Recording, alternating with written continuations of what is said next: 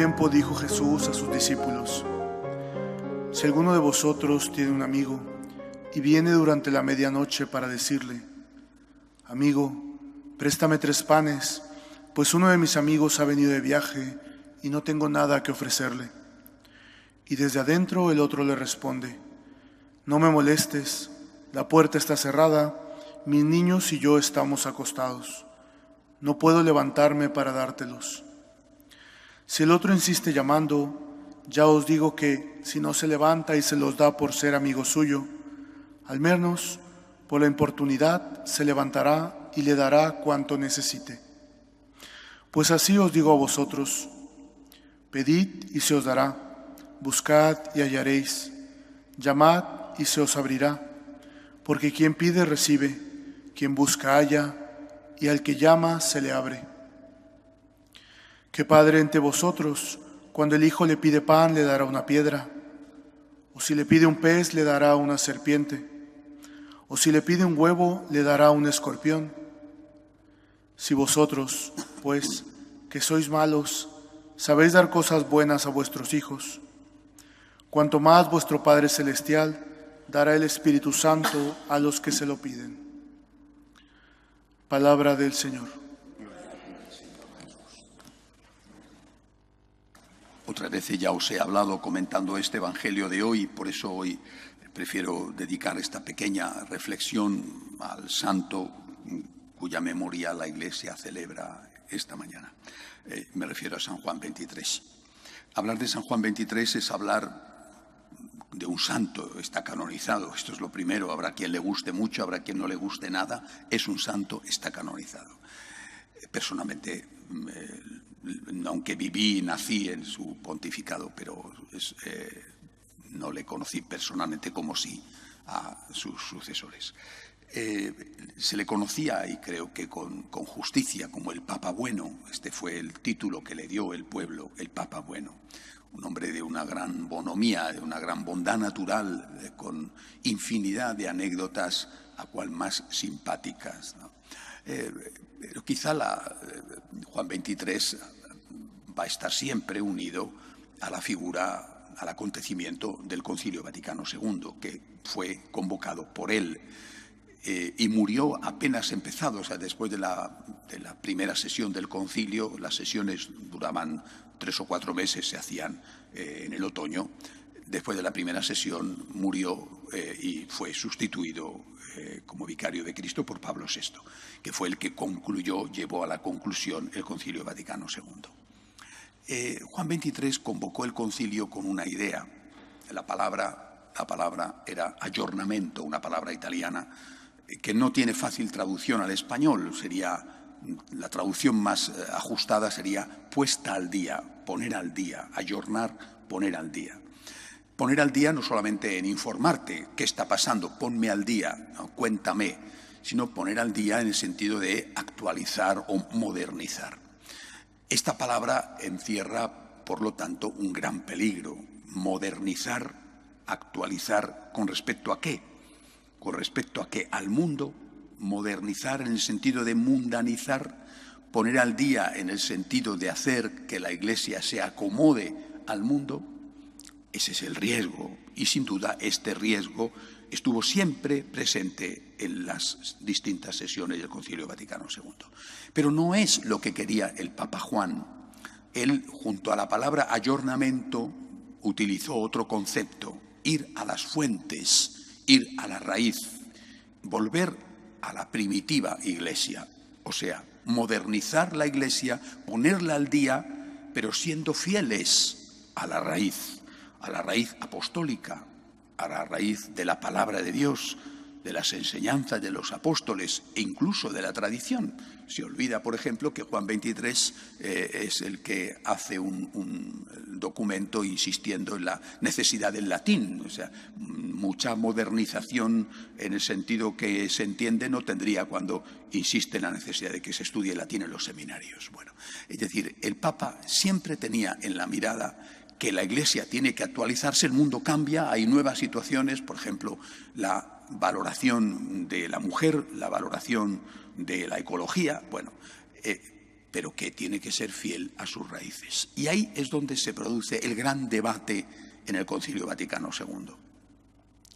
Yo fui durante 6 años compañero de trabajo, discípulo, amigo del mejor periodista, al menos en lengua española, que informó sobre el Vaticano II. José Luis Martín Descalzo escribió 4 libros imprescindibles para entender aquello que se llamaban Un periodista en el concilio.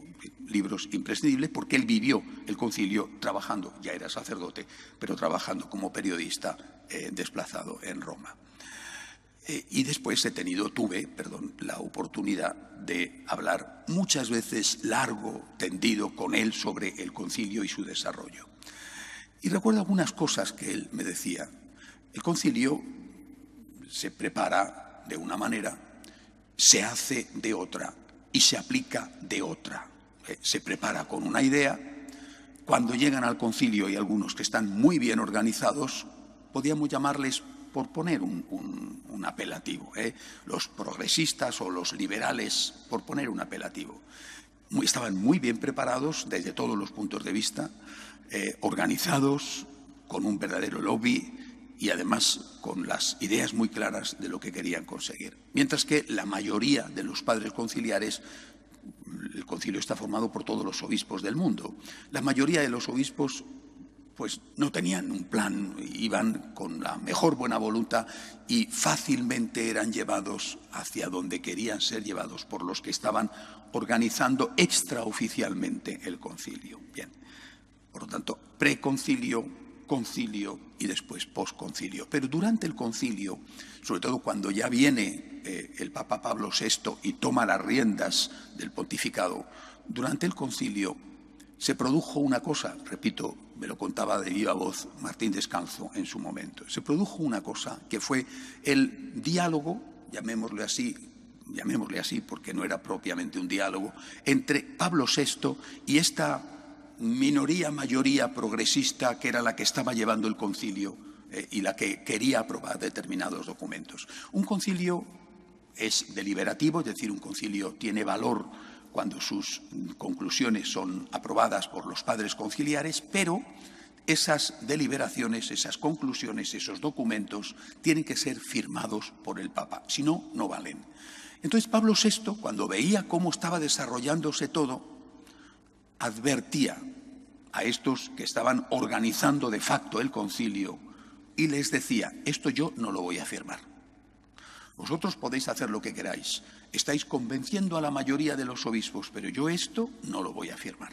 Vamos al choque, porque vais a aprobar una cosa que el Papa no va a firmar y delante del mundo va a ser un escándalo y no va a servir para nada, nada más que para dar un escándalo. Esto yo no lo voy a firmar. Esa era la labor escondida del Papa Pablo VI. Ante esto, pues esa iglesia, sobre todo alemana, holandesa, fundamentalmente en este momento, también francesa, centroeuropea, que era la que marcaba el paso en el Concilio Vaticano II con grandes teólogos. Bueno, este sector dominante, este sector reducía sus pretensiones y se llegaba a acuerdos, a algunos documentos que, como en una constitución de un país, la Constitución española es un documento de acuerdo, un documento de consenso. Esto no es lo que a mí me gustaría, pero tampoco es lo que te gustaría a ti. Vamos a pactar, vamos a firmar entre todos esto que vale para todos. Bien, así se llega a la redacción de los documentos conciliares. Entonces el Papa pudo firmarlos, son documentos que tienen rango de magisterio. Por supuesto, no son palabra de Dios, pero son magisterio de la Iglesia. ¿Cuál es el problema?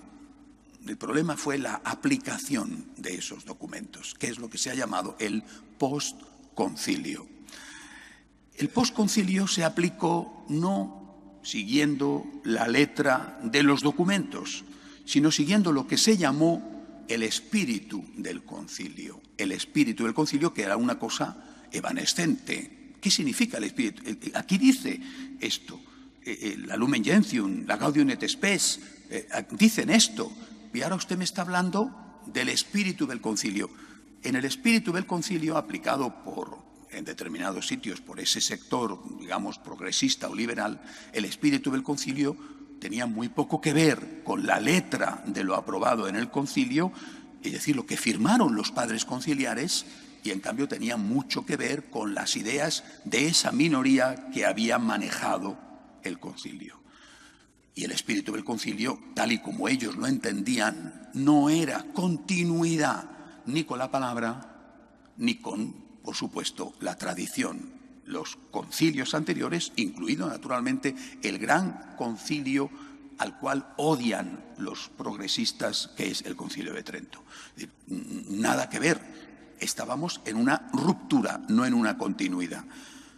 Pablo VI sufrió muchísimo. Estoy convencido de que él, que será pronto canonizado, estoy convencido de que es confesor y mártir, porque sufrió horrores intentando manejar esta situación que se le iba de las manos por su propia naturaleza, por su propia forma de ser. No olvidéis que fue él el que dijo nada menos que en la celebración de la fiesta de San Pedro y San Pablo en Roma, es decir, un gran acto, lo de el humo del infierno ha entrado dentro de la Iglesia. Aquello se le iba de las manos cada vez más según avanzaba su edad, hasta que llegó Juan Pablo II y cogió de nuevo el timón. Juan Pablo II, Benedicto XVI hicieron todo lo posible por aplicar el concilio, pero con un criterio de continuidad con la palabra de Dios y con la tradición. Esta es la lucha que tenemos, no tenemos otra. Estamos en lo mismo, exactamente igual que cuando termina el concilio en el año 65. Estamos igual, estamos con un sector que quiere aplicar y vivir el concilio en continuidad con la palabra y con la tradición, siendo fiel a la letra del concilio, a lo que el concilio aprobó, y en un sector que le parece el Concilio Vaticano II insuficiente como fruto de un pacto y de un consenso, y que quieren el espíritu del concilio, que es una ruptura con la tradición e incluso una ruptura con la palabra. Tenemos que creer en el Espíritu Santo. Creo que a todos nos falta mucha fe. Creer en el Espíritu Santo. ¿Por qué? Porque si no creemos en el Espíritu Santo, no creemos que ese concilio sea obra del Espíritu Santo tal y como fue aprobado, pero ¿por qué entonces íbamos a creer que el Concilio de Trento o el Vaticano I sí es obra del Espíritu Santo? Tenemos que creer en el Espíritu Santo. Tenemos que confiar en Dios y, por supuesto, atenernos a aquello que el Señor nos ha enseñado. La palabra de Dios es la enseñanza del Señor. Esto nadie puede tocarlo. La interpretación de la palabra dada durante 2000 años es el magisterio de la Iglesia, la tradición, y esto nadie puede tocarlo. Hay que avanzar, pero nunca de tal manera que se vuelva atrás y se niegue justo o se diga justo lo contrario de lo que han dicho los que nos han precedido. Que San Juan 23, que está en el cielo, interceda por la Iglesia. De pie, por favor.